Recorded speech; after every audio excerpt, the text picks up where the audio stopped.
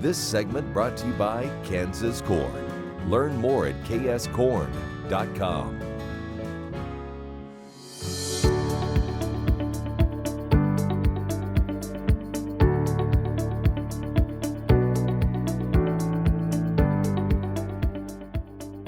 Marian Stuart taught school for many years, and one of her favorite memories was teaching at the Broughton Kansas School.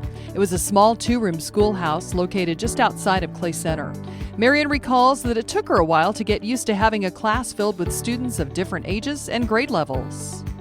I didn't know anything about country school. How did they get 4 grades done in one day? Right. I found a lady that taught at Balla, and she was the best help.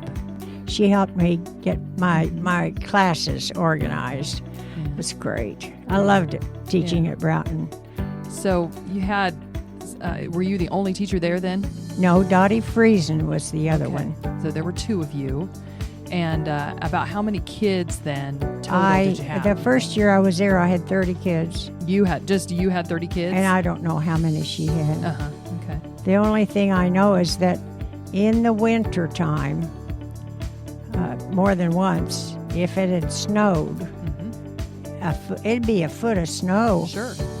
Dottie and I agreed that we would take the kids out and we would walk around the school 10 times because there was no recess. But you just needed to We needed some fresh energy. air. Yeah.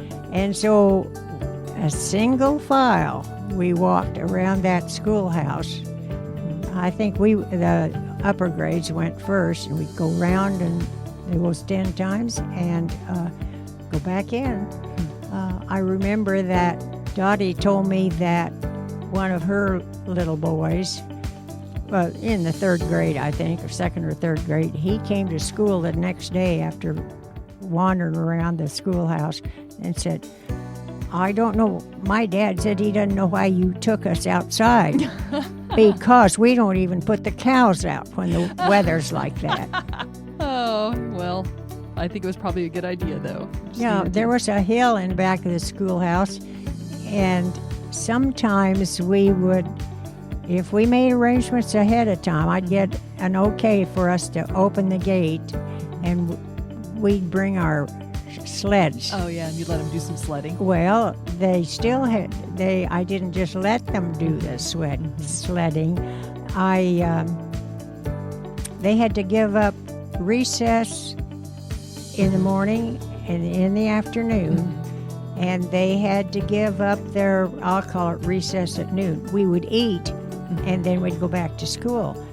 So we had the same number of hours in school. Right. Yeah, make up the time. Yeah. And then we'd be ready to go outside and sail down that That's hillside great. on a sled. That's awesome. Yeah. That was more fun. Yeah, fun memories. We did that a lot. Yeah. One time we went ice skating.